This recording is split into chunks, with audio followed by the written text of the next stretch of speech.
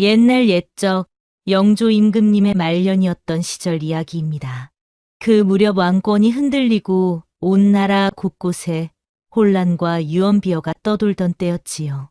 한양에서 반나절 정도 걸어야 닿을 수 있는 곳에 초량골이라 불리는 작은 주막 마을이 있었는데 거기에 참으로 특이한 머슴 하나가 살고 있었답니다. 그 머슴의 이름은 초림이었습니다. 키는 훤칠하고 어깨는 넓었지만 얼굴에는 늘 무뚝뚝한 표정만 떠 있었지요. 피부는 햇볕에 그을려 거무스름했고 손은 오랜 노동으로 거칠어져 있었습니다. 초림은 말수가 적기로 유명했는데 하루 종일 일을 해도 예 한마디밖에 하지 않을 정도였답니다. 그런데 신기한 것은 짐승들과는 참 잘 통했다는 것이었어요. 다친 개나 새를 발견하면 어김없이 데려다 치료해주곤 했거든요. 마을 아이들은 처음에는 무서워했지만 초림이 상처 입은 강아지를 정성스럽게 돌보는 모습을 보고는 조금씩 마음을 열기 시작했습니다. 초림 형, 우리 집 고양이도 다쳤어요. 여기 좀 봐주세요. 아이들이 다친 동물을 데려오면 초림은 말없이 받아서 정성껏 치료해 주었어요. 약초를 구해다가 우려낸 물로 상처를 씻기고 깨끗한 천으로 싸매주곤 했지요. 그런 모습을 본 어른들도 점차 초림에게 관심을 갖기 시작했습니다. 초림은 여러 양반가의 종살이를 전전하다가 지금은 초량골 주막에서 마당일을 하며 지내고 있었습니다. 새벽부터 밤늦게까지 물을 길어다 나르고 마구간을 치우고 땔감을 패는 일을 했어요. 힘든 일이었지만 초림은 불평 한마디 없이 묵묵히 해냈습니다. 하지만 마을 사람들은 그를 완전히 좋은 시선으로만 바라보지는 않았어요. 왜냐하면 이 마을에 처음 왔을 때 어떤 양반 자제와 다툼이 있었다는 소문이 있었거든요. 그 일로 인해 몇몇 사람들은 여전히 그를 경계의 눈으로 바라보았답니다. 사실 그날의 진실은 이러했습니다. 술에 취한 양반 자제가 마을 처녀를 괴롭히려 하는 것을 보고 초림이 막아선 것이었지요. 그 양반 자제는 평소에도 행실이 좋지 않아 마을 사람들을 괴롭히곤 했는데 그날은 선을 넘었던 것입니다. 그만두시오.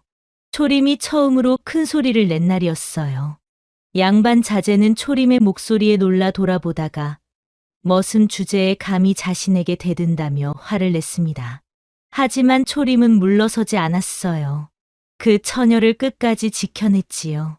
하지만 양반은 양반이고 머슴은 머슴이니 누가 초림의 말을 믿어주겠습니까? 양반 자제는 자신이 부당하게 대우받았다고 거짓으로 고발했고 초림은 곤욕을 치러야 했답니다. 다행히 그 처녀와 몇몇 목격자들이 진실을 증언해줘서 큰 벌을 받지는 않았지만 소문은 이미 퍼진 후였어요. 그래서 마을 사람들 중 일부는 그를 문제가 있는 자로 여기며 늘 의심의 눈초리를 보냈답니다. 특히 나이 든 어른들 중에는 머슴 주제의 양반에게 맞섰다니 하며 혀를 차는 이들도 있었어요. 그런 초림에게는 한 가지 비밀이 있었습니다. 밤마다 남몰래 붓을 들고 한지에 무언가를 적는 것이었어요. 그것은 바로 사람 관찰 일지였습니다. 사람들의 말과 표정, 행동에서 진심을 찾으려는 기록이었지요.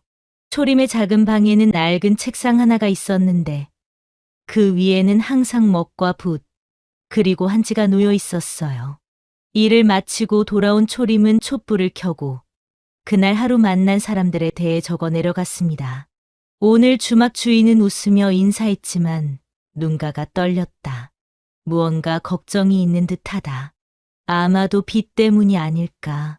어제 빚쟁이가 찾아온 것을 보았으니까. 장터에서 만난 아낙은 목소리가 크지만 손끝을 떨고 있었다. 두려움을 감추는 것 같다. 남편이 술을 마시고 들어올 시간이 다가와서 그런 것 같다.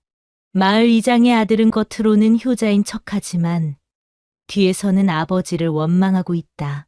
이번에도 아버지 앞에서는 고개를 숙였지만 돌아서는 순간 주먹을 꽉 쥐었다. 이런 식으로 매일 밤 사람들을 관찰한 내용을 적어내려 가곤 했답니다. 초림은 사람의 마음을 이해하고 싶었거든요. 자신처럼 말이 없어도 다른 이들의 진심을 알아볼 수만 있다면 좋겠다고 생각했던 것이지요. 그런데 초림이 관찰한 것들은 대부분 정확했어요. 주막 주인은 정말로 빚 때문에 고민이 많았고 그 안악은 폭력적인 남편 때문에 늘 두려워하며 살고 있었거든요. 이장의 아들 역시 겉으로는 효자, 노릇을 하지만 속으로는 아버지를 원망하고 있었어요. 사람들은 초림이 말이 없다고 해서 아무것도 모른다고 생각했지만 사실 그는 누구보다도 사람들을 잘 관찰하고 있었던 것입니다. 그의 관찰 일지는 날이 갈수록 두꺼워져 갔어요. 그런데 어느 날 마을에 큰 소동이 일어났습니다. 주막 주인의 막내딸 순이가 갑자기 사라진 것이었어요. 순이는 15살에 밝고 활발한 아이였는데 아침에 나간 후 해가 저물도록 돌아오지 않았습니다. 순아, 순아. 주막 주인과 주인 마누라가 목이 터져라 부르며 마을 곳곳을 찾아다녔어요. 해가 완전히 져도 순이는 나타나지 않았습니다. 마을 사람들이 모두 나서서 찾기 시작했지요. 혹시 산에 올라갔다가 길을 잃은 건 아닐까? 아니면 강에 빠진 건 아닐까? 사람들은 여러 가능성을 두고 걱정했습니다. 그런데 이상하게도 일부 사람들의 시선은 초림에게 모아지기 시작했어요. 그 머슴이 수상해. 평소에도 말이 없더니.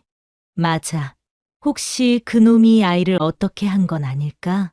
양반 자제도 때렸던 놈인데 못할 게 뭐가 있겠나. 초림은 그날 밤 산에서 짐승에게 물린 개 한 마리를 살리고 있었습니다. 낮에 마을 어귀에서 발견한 개였는데 상처가 깊어서 밤새도록 돌봐줘야 했거든요. 개는 뒷다리가 심하게 찢어져 있었고 피를 많이 흘린 상태였어요. 초림은 약초를 캐러 산에 올라가 상처에 좋은 풀을 찾아다녔습니다. 그리고는 개를 깨끗한 곳으로 옮겨 정성스럽게 치료했어요. 상처를 씻기고 약초를 우린 물을 발라주고 천으로 감싸주었지요. 하지만 그것을 증명할 방법은 없었습니다. 산에는 초림 혼자 있었고 다친 개만이 유일한 증인이었거든요. 하지만 개가 무슨 말을 할 수 있겠습니까?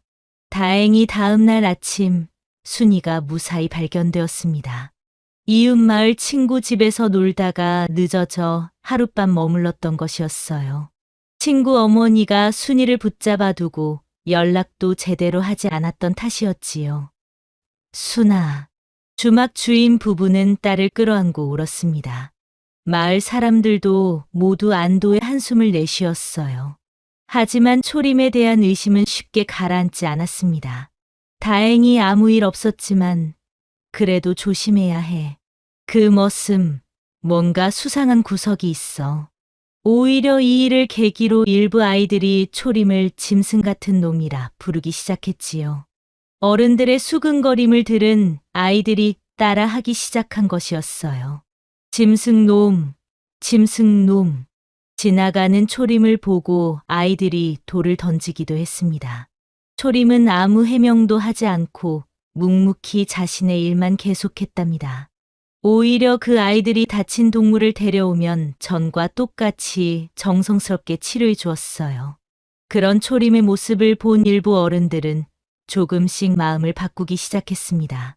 아무리 나쁜 사람이라도 상처 입은 짐승을 그렇게 정성스럽게 돌볼 수 있을까 하는 생각이 들었거든요. 한편 같은 마을에는 연이라는 기생이 있었습니다. 연희는 녹향루라는 기방에서 일하는 중고 기생이었어요. 나이는 20살 정도로 보였는데 얼굴은 아름다웠지만 어딘가 슬픈 기운이 감돌고 있었습니다. 연희는 다른 기생들과는 조금 달랐어요. 웃음은 아름다웠지만 노래는 부르지 않았습니다. 춤도 꺼렸지요. 손님들이 노래를 청해도 정중하게 거절했고 춤을 추라고 해도 고개를 저었어요. 그저 조용히 술을 따르고 손님들의 말을 경청하는 것이 그녀의 역할이었답니다. 연희야, 왜 노래를 안 하는 거야? 목소리가 그렇게 좋다던데. 다른 기생들이 물어봐도 연희는 그냥 웃기만 했어요. 사실 연희는 예전에 노래를 아주 잘했습니다. 기방에 처음 왔을 때는 그녀의 노랫소리를 들으려고 손님들이 줄을 섰을 정도였어요. 하지만 어느 날부터 연희는 노래를 부르지 않게 되었습니다. 그 이유를 아는 사람은 아무도 없었어요. 연희 자신도 그 이유를 말하지 않았거든요.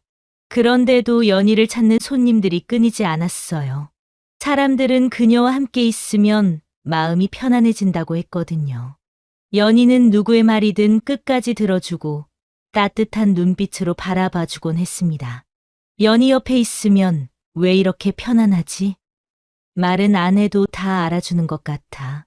손님들은 연희에게 자신의 고민이나 걱정을 털어놓곤 했어요. 장사가 잘 안 된다는 이야기, 아내와 다툰 이야기, 자식 걱정 등등. 연희는 그런 이야기들을 모두 들어주었습니다.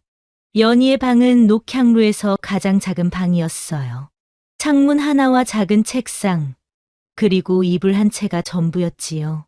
하지만 연희는 그 작은 방을 아름답게 꾸며놓았습니다. 창가에는 작은 화분들이 놓여 있었고, 벽에는 그녀가 직접 수놓은 자수가 걸려 있었어요. 하지만 연희에게도 비밀이 있었습니다. 밤마다 무명 씨앗을 물에 불려 손수건에 심는 일이었어요. 그리고 혼자 중얼거리곤 했지요. 나는 피고 싶지 않은 꽃이야. 누군가를 위해서만 피고 싶어. 연희는 자신이 기생이라는 신분이 싫었어요. 하지만 어쩔 수 없이 이 일을 해야 했거든요.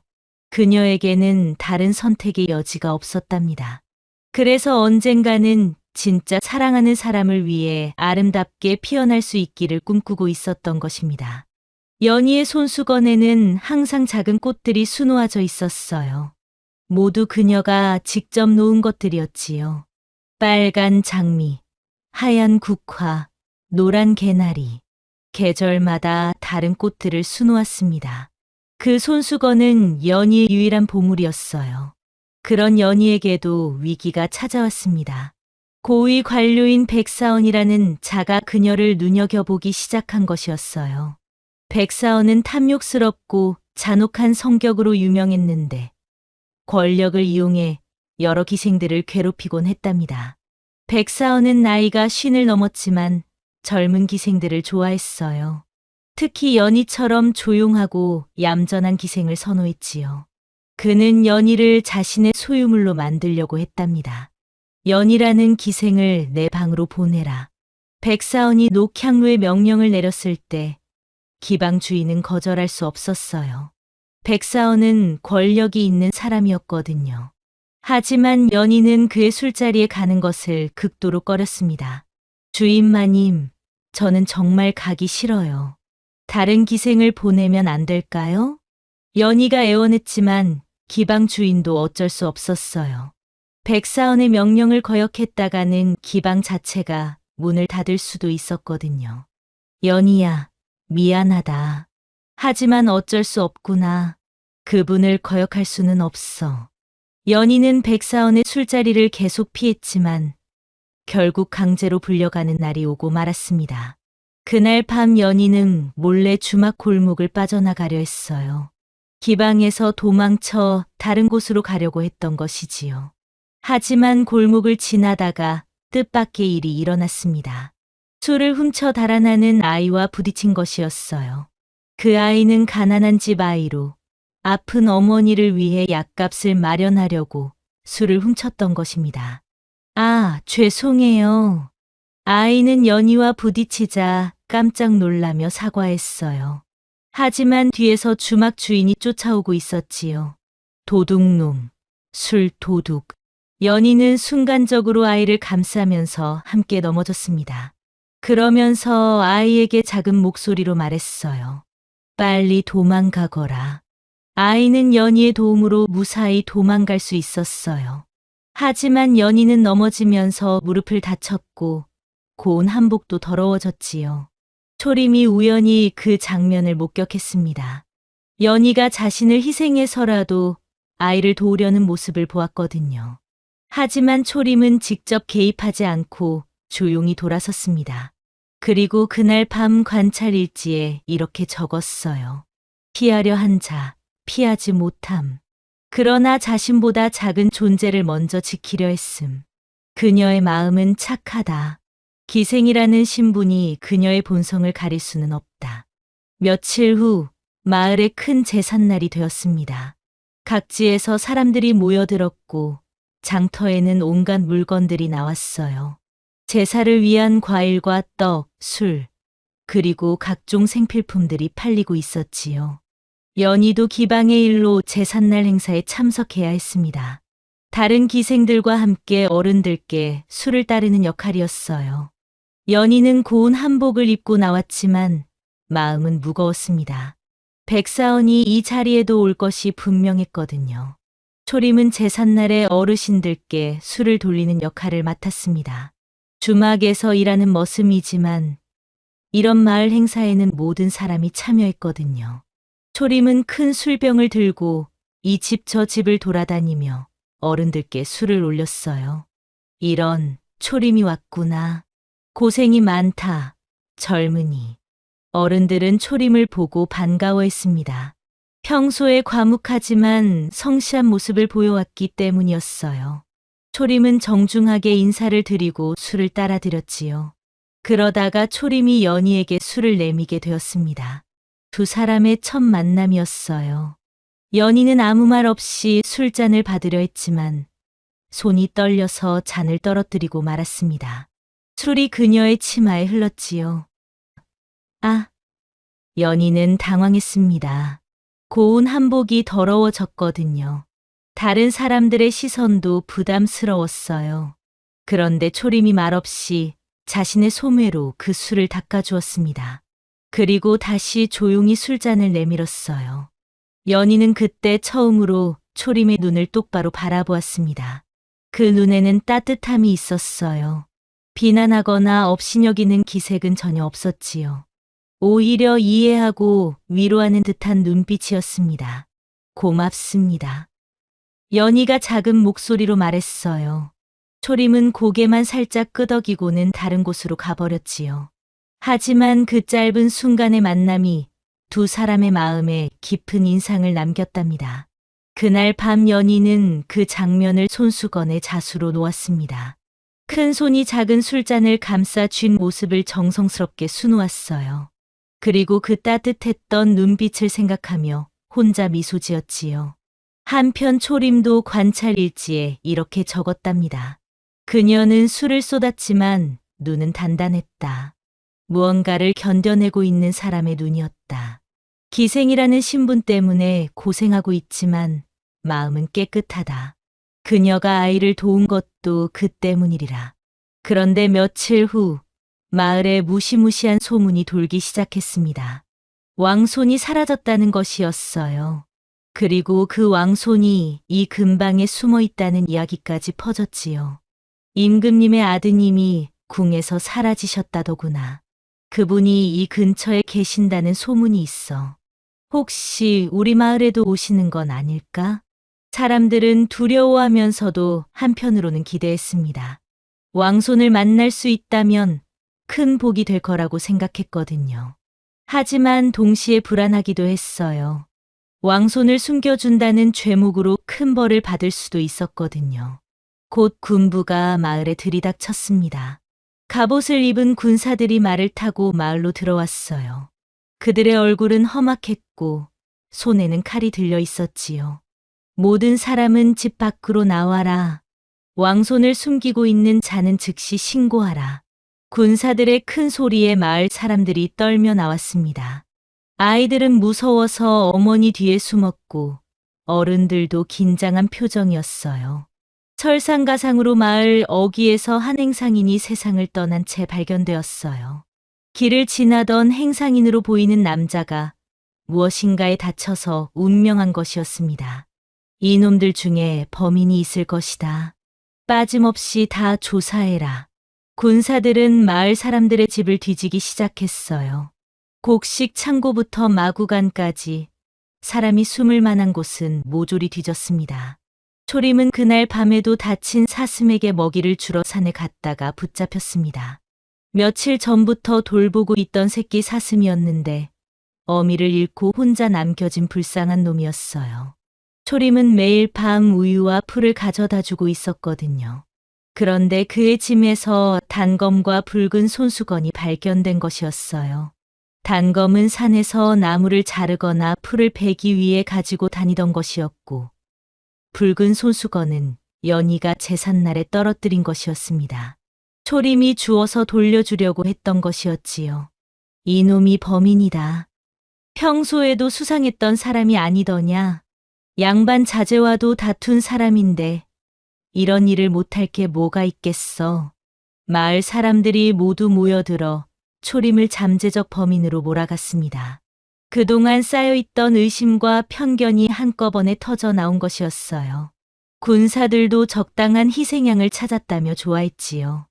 이놈을 잡아가라. 엄하게 다스려서라도 자백을 받아내겠다. 초림은 아무 말도 하지 않았습니다.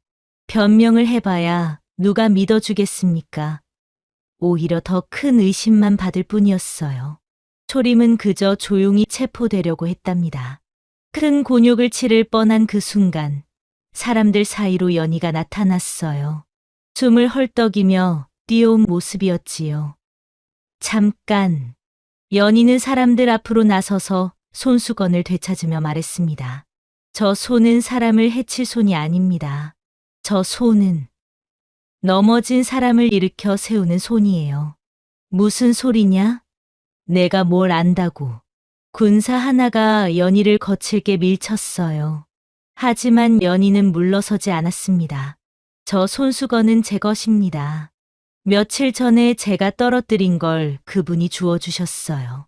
돌려주려고 가지고 계셨던 거예요. 기생의 말을 누가 믿겠느냐. 하지만 몇몇 마을 사람들이 연희의 편을 들어주었어요. 제삿날 초림이 연희의 옷에 흘린 술을 닦아주던 것을 봤다는 증언이었지요. 맞아요. 그때 그 손수건을 떨어뜨렸어요. 초림이가 정말 친절하게 도와줬어요. 결국 연희의 증언과 목격자들의 말로 초림은 풀려났지만 이제 둘 다 조정의 감시 대상이 되어버렸습니다. 왕손과 관련이 있을지도 모르는 수상한 인물들로 찍힌 것이었어요. 초림은 마을에서 사실상 고립되었습니다. 그를 믿어주는 사람도 있었지만 여전히 의심하는 사람들이 더 많았거든요. 일자리마저 잃을 위기에 처했어요. 연희는 기방에서 쫓겨나 중앙에서 파견된 관리의 수발을 들게 되었지요. 초림을 도와줬다는 이유로 문제 기생으로 낙인 찍힌 것입니다. 이제 그녀는 더욱 어려운 처지에 놓이게 되었어요. 그런 어느 날 밤 초림을 찾아온 사람이 있었습니다. 평소에 그를 지켜보던 마을의 한 노인이었어요. 초림은 그 노인을 전에도 몇 번 본 적이 있었는데 항상 멀리서 자신을 관찰하고 있는 것 같았거든요. 초림아, 잠깐 나와보지 않겠느냐? 노인의 목소리는 낮고 진중했어요. 초림은 무언가 중요한 이야기가 있을 것 같아 따라 나섰지요. 넌 사람의 말을 안 믿지. 그래서 왕이 될 자격이 있어. 노인의 갑작스러운 말에 초림은 깜짝 놀랐습니다. 왕이 될 자격이라니 무슨 뜻인지 알 수 없었거든요. 무슨 말씀이신지. 내 출생의 비밀을 알고 있다. 너는 평범한 머슴이 아니야. 노인의 정체는 조정의 밀사였습니다.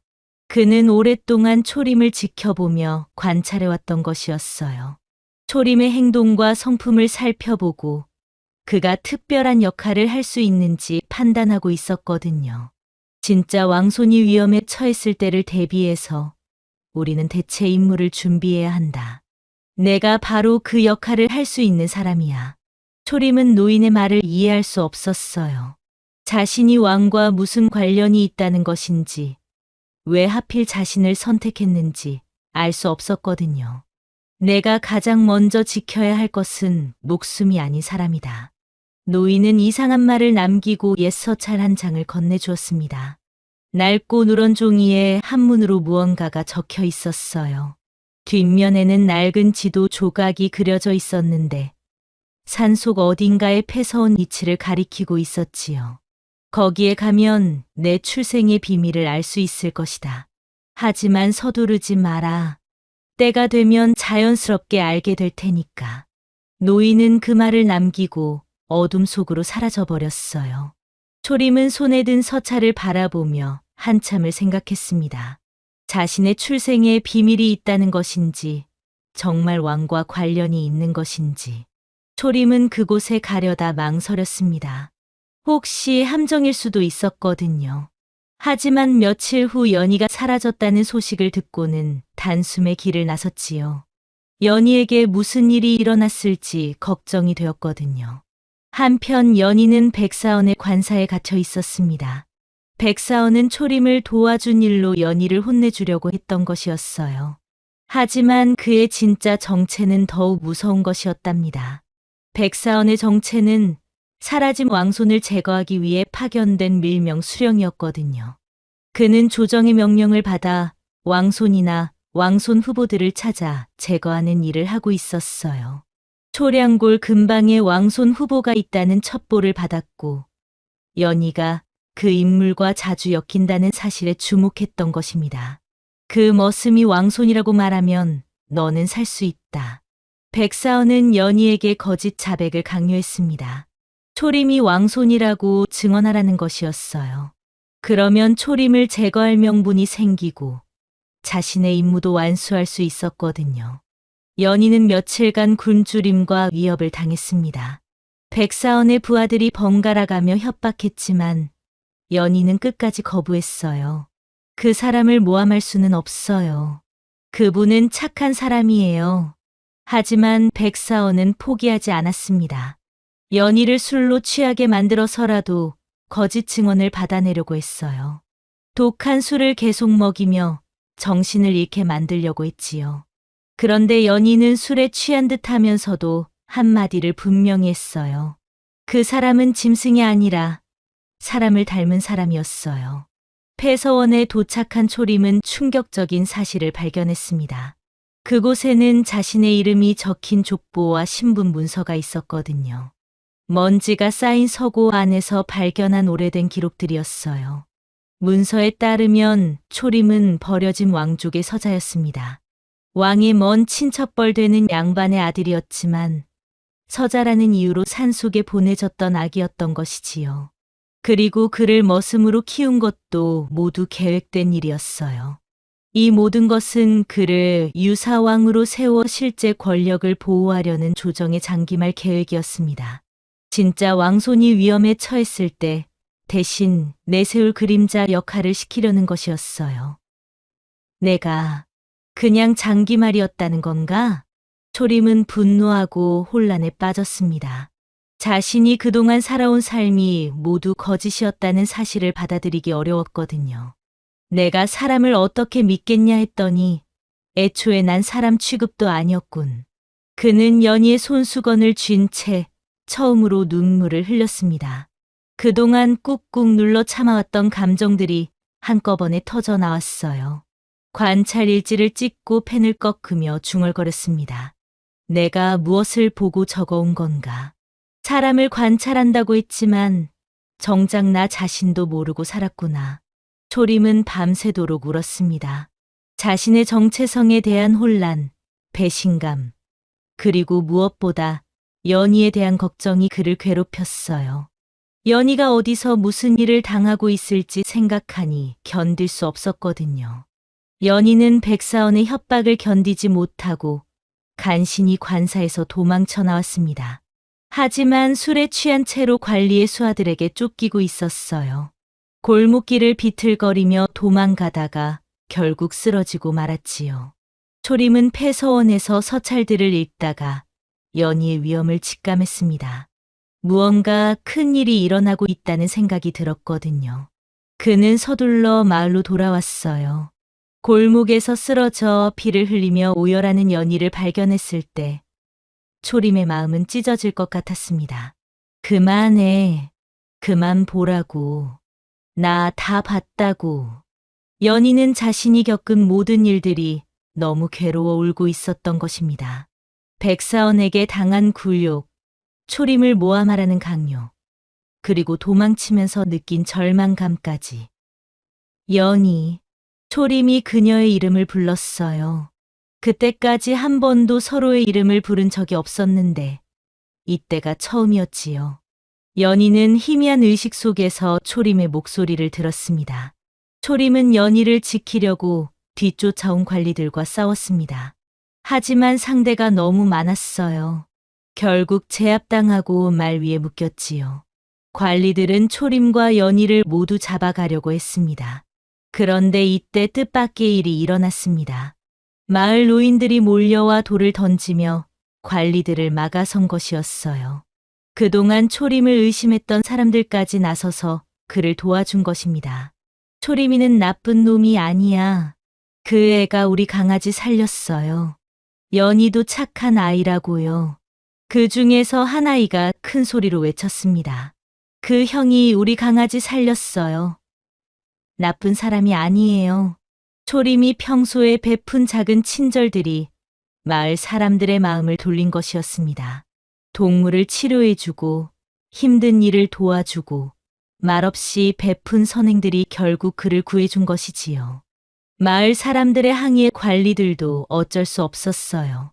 너무 많은 사람들이 초림과 연희를 보호하려고 나섰거든요. 결국 둘은 함께 그곳을 떠날 수 있었지요. 하지만 이제 더 이상 이 마을에 머물 수는 없었습니다. 조정의 감시망은 더욱 촘촘해질 것이고 언제 다시 위험이 닥칠지 모르는 일이었거든요. 초림은 자신이 왕손이라는 사실을 밝히는 대신 연희와 함께 골목을 떠났습니다. 권력보다는 사람을 선택한 것이었어요. 왕이 되는 것보다 연희를 지키는 것이 더 중요했거든요. 그런데 그가 골목 끝을 돌아설 때 어깨 너머 담벼락에 비친 실루엣이 왕의 골룡포 형상과 닮아 있었어요. 달빛이 만들어낸 우연한 그림자였지만 마치 운명을 상징하는 것 같았지요. 멀리서 그를 지켜보던 사헌부 관리가 중얼거렸습니다. 왕이 될 사람은 권좌를 선택하지 않는다. 그저 사람을 먼저 지킨다. 봄이 지나고 여름이 되었습니다. 역병이 다시 퍼지고 내란의 소문까지 돌았지만 조정은 어쩔 수 없는 선택을 해야 했어요. 진짜 왕손은 여전히 행방불명이었고 나라는 점점 혼란스러워져 갔거든요. 백성들 사이에서는 초림에 대한 이야기가 퍼져나갔습니다. 권력을 버리고 사람을 선택한 청년, 기생을 지키기 위해 위험을 무릅쓴 머슴의 이야기가 입에서 입으로 전해졌어요. 그 젊은이야말로 진정한 왕감이다. 권력에 눈이 멀지 않은 사람이어야 왕이 될 수 있지. 결국 조정은 백성들의 지지를 받은 초림을 임시 왕대리인으로 앉혔습니다. 다른 선택의 여지가 없었거든요. 백성들이 원하는 임무를 무시할 수는 없었어요. 초림은 골룡포를 입었지만 여전히 말이 없는 통치자였어요. 화려한 궁궐에 살게 되었지만 마음은 편하지 않았습니다. 이 모든 것이 자신이 원한 삶이 아니었거든요. 매일 새벽마다 초림은 서고에서 자신이 찢은 관찰 일지를 붙이고 다시 적곤 했습니다. 연희와 헤어진 후 시작한 새로운 일지였어요. 사람은 보는 대로 기록하면 안 된다. 사람은 기다려야 알 수 있는 것이었다. 나는 그동안 사람을 관찰한다고 했지만 정작 사람의 마음은 이해하지 못했다. 연희는 궁녀가 되어 복도 너머에서 초림을 바라보았습니다. 둘은 같은 궁궐에 있으면서도 단 한마디도 나누지 못했어요. 신분의 차이가 그들을 가로막고 있었거든요. 하지만 밤이 되면 둘 다 같은 달빛 아래서 각자의 일을 했습니다. 초림은 관찰 일지를 쓰고 연희는 자수를 놓았어요. 서로를 그리워하는 마음을 담아서 말이지요. 그런데 궁궐에는 여전히 위험이 도사리고 있었습니다. 권신 백사원은 초림이 진짜 왕손이 아님을 알고 있었거든요. 그는 언제든 초림을 끌어내릴 기회를 노리고 있었어요. 백사원은 새로운 계획을 세웠습니다. 초림을 폐위하고 연희를 왕손과 통정한 죄로 차명에 처하려는 것이었어요. 그러면 두 마리 토끼를 모두 잡을 수 있었거든요. 국내에는 백사원의 밀고자와 감시자들이 퍼져 있었습니다. 초림과 연희의 모든 행동이 감시받고 있었어요. 연희의 행동 반경은 점점 좁아졌지요. 어느 날 연희가 자수를 숨기다 들켜서 큰 문제가 되었습니다. 그 자수에는 초림의 모습이 담겨 있었거든요. 이것이 초림과의 연결고리를 찾던 자들에게 빌미를 제공했어요. 백사원의 부하들은 연희의 음식에 약물을 넣으려는 시도까지 벌였습니다. 서서히 정신을 흐리게 만든 다음 원하는 증언을 받아내려는 계획이었어요. 어느 날 밤 연희가 궁 안에서 사라졌습니다. 백사원의 부하들이 그녀를 납치해 간 것이었어요. 유일한 단서는 초림의 관찰 일지 위에 놓인 붉은 실 자수 조각이었지요. 그 자수에는 눈이 아닌 손으로 그려본 당신이라는 글이 수놓아져 있었습니다. 연희가 마지막 힘을 다해 남긴 메시지였어요. 초림은 그 메시지를 보고 연희의 위험을 깨달았습니다. 그는 침묵을 깨고 처음으로 신하들에게 명령했어요. 사람을 찾자. 나라가 아니라 그 사람부터. 이 말을 들은 군사들은 고개를 떨궜습니다. 지금까지 이런 명령을 내린 왕은 없었거든요. 보통은 나라의 안위를 먼저 생각하라고 하는데 초림은 개인을 우선시한 것이었어요. 담장 밖에서는 백성들이 소문을 돌렸어요. 왕이 사람을 찾는 시대가 왔다. 저런 임금님이라면 우리를 진짜 보살펴 주실 거야. 궁 안 비밀 서고에서 놀라운 기록이 발견되었습니다. 선왕의 외손녀가 실종되었고 기방으로 팔려갔다는 내용이었어요. 그 기록에 따르면 연희는 사실상 왕비의 핏줄이었던 것입니다. 연희가 왕족이었다고? 초림은 충격을 받았습니다. 자신만 특별한 출생이 아니었던 것이지요. 연희 역시 왕족의 피를 이어받았지만 기생으로 살아야 했던 것입니다. 백사원은 이 사실을 이미 알고 있었습니다. 그래서 연희를 미끼로 초림을 끌어내려는 계략을 세운 것이었어요. 두 왕족의 후손을 한꺼번에 제거할 수 있는 절호의 기회였거든요. 연희는 반쯤 약물에 중독된 상태로 종묘 뒤 폐각에 갇혀 있었어요. 의식이 흐릿했지만 초림을 걱정하는 마음만은 분명했습니다. 초림. 위험해. 오면 안 돼. 연희는 중얼거리며 초림이 오지 않기를 빌었어요. 자신 때문에 초림이 위험에 빠지는 것만은 막고 싶었거든요. 초림은 갑옷 대신 머슴 복장을 하고 궁을 떠났습니다. 왕으로서가 아니라 한 사람으로서 연희를 구하러 간 것이었어요. 손에는 마지막으로 꺼낸 관찰 일지와 손수건이 들려 있었지요. 전하, 위험합니다. 신하들이 만류했지만 초림은 돌아보지 않았어요. 왕위보다 소중한 것이 있었거든요. 백사원과 대면한 초림이 조용히 말했습니다. 당신은 사람을 굴복시키려 했지만 난 사람을 기다렸다. 그래서 난 사람이 되고 싶다. 왕이 아니라. 하하, 왕이 되기 싫다고? 그럼 각오하라. 백사원이 칼을 뽑았지만 초림은 두려워하지 않았어요. 연희만 무사하다면 자신의 목숨은 중요하지 않았거든요. 백사원이 연희를 인질로 삼으려 하자 초림은 자수가 놓인 손수건을 칼집에 끼우고 그를 제압했습니다. 연희를 지키기 위한 마지막 힘이었어요. 연희는 의식을 잃은 상태였지만 초림의 목소리를 듣고 희미하게 눈을 떴습니다. 그리고 떨리는 손으로 초림을 향해 손을 뻗었어요. 초림. 그 이름을 부르는 순간 연희는 다시 의식을 잃었습니다. 하지만 초림은 그 한마디만으로도 충분했어요. 연희가 자신을 기억하고 있다는 것만으로도 행복했거든요. 조정이 안정된 후 초림은 모든 사람을 놀라게 하는 결정을 내렸습니다. 왕위를 포기하겠다고 선언한 것이었어요. 역사상 처음 있는 일이었지요. 전하, 다시 생각해 보십시오. 백성들이 전하를 원하고 있습니다. 신하들이 애원했지만 초림의 마음은 변하지 않았어요. 그는 이렇게 말했습니다. 내가 가장 사랑한 사람이 이름 없이 살아왔으니 나도 그리 살아가겠다. 왕이라는 이름보다 사람이라는 이름이 더 소중하다. 초림은 왕위를 포기한 첫 인물로 역사에 기록되었습니다. 하지만 그는 전혀 후회하지 않았어요. 오히려 홀가분한 마음이었지요. 연희는 약물의 여파로 몸이 약해졌지만 기억을 완전히 잃지는 않았습니다. 며칠 동안 깊은 잠에 빠져 있다가 천천히 깨어났어요. 기억이 조각조각 돌아오면서 때때로 과거를 떠올리곤 했지요. 그날 술을 닦아주던 손이 참 따뜻했소. 연희가 중얼거리면 초림은 대답 없이 웃으며 그 손을 다시 잡아주곤 했습니다. 말이 필요 없었어요. 서로의 마음을 다 알고 있었거든요. 두 사람은 궁궐을 떠나 산골의 한 외딴 마을로 갔습니다.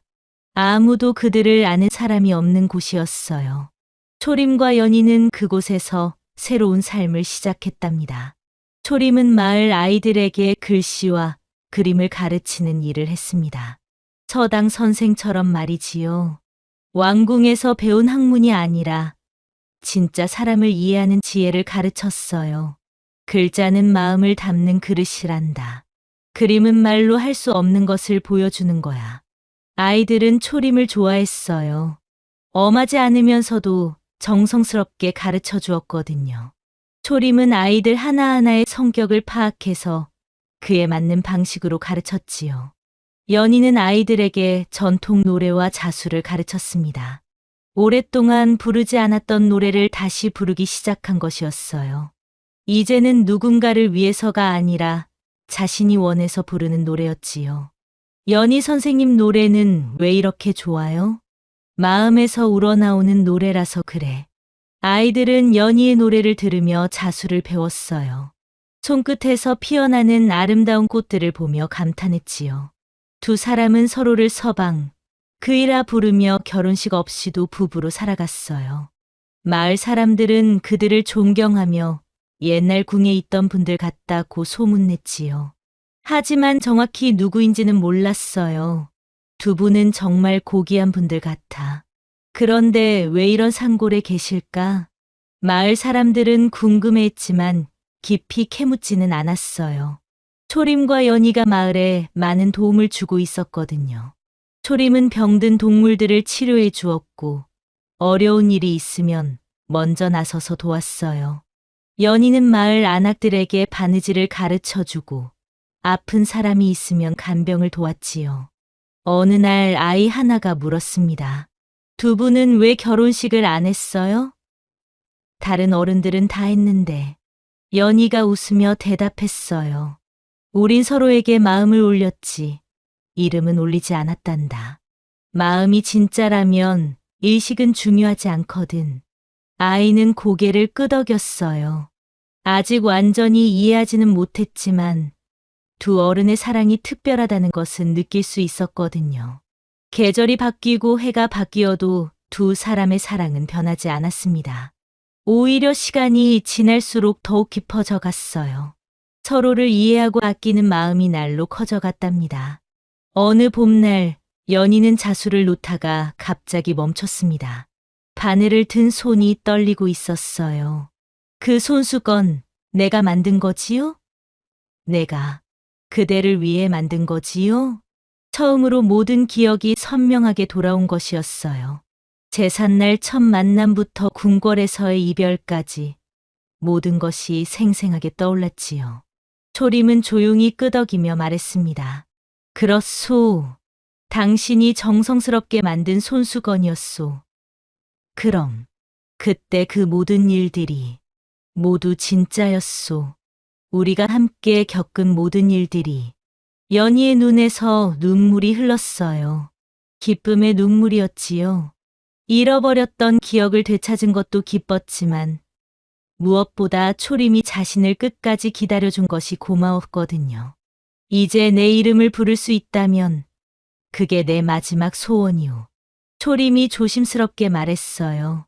그동안 연희가 기억을 잃고 있을 때도 서로의 이름을 부르지 못했거든요. 연희는 그를 바라보며 또렷하게 말했어요. 초림, 내 그대를 처음 본 날부터 사랑했소.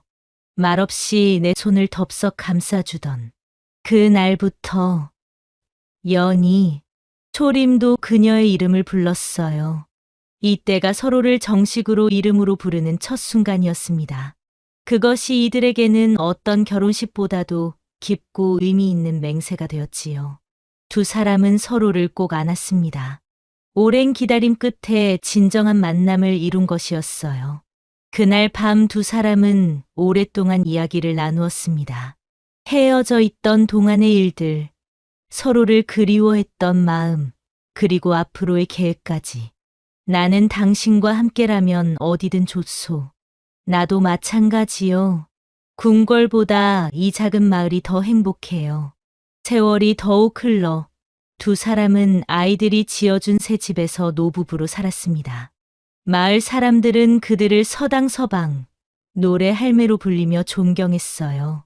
초림의 머리는 하얗게 새었지만 여전히 아이들을 가르치는 일을 멈추지 않았어요. 연희도 목소리는 예전만 못했지만 여전히 아름다운 노래를 불렀지요. 할아버지, 옛날에 정말 중요한 사람이었어요? 할머니는 왜 이렇게 고운 자수를 놓아요? 아이들이 물어봐도 두 사람은 그저 웃기만 했어요. 과거의 신분이나 지위는 이제 중요하지 않았거든요. 두 사람이 남긴 유일한 기록은 공동으로 쓴 짧은 문장 하나였습니다. 내가 지킨 이는 나를 사람으로 만든 사람이다. 이 문장은 그들의 집 대문에 걸린 작은 현판에 새겨져 있었어요. 지나가는 사람들이 보고 고개를 끄덕이곤 했지요. 어느 겨울날 두 사람은 거의 동시에 세상을 떠났습니다. 초림이 먼저 눈을 감고 연희가 그 손을 잡은 채 따라갔어요. 마치 약속이나 한 듯이 말이지요. 마을 사람들은 두 사람을 나란히 묻어드렸습니다. 비석에는 이름 대신 연희가 만든 손수건 하나가 매달려 있었어요. 바람이 불 때마다 손수건이 살랑살랑 흔들렸지요.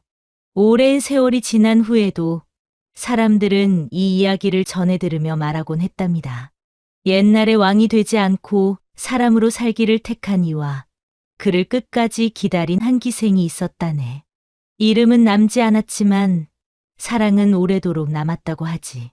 그렇게 초림과 연희의 이야기는 사람들의 입에서 입으로 전해져 진정한 사랑이 무엇인지를 일깨워주는 아름다운 옛날 이야기가 되었답니다. 권력보다는 사람을, 명예보다는 사랑을 선택한 두 사람의 이야기가 오늘날까지도 많은 이들의 가슴을 따뜻하게 만들고 있지요. 그리고 지금도 어딘가에서는 초림과 연희 같은 사랑을 꿈꾸는 사람들이 있을 것입니다. 신분과 지위를 뛰어넘는 진정한 사랑, 서로를 위해서라면 모든 것을 포기할 수 있는 그런 사랑을 말이에요. 이것이 바로 초림과 연희의 이야기였답니다.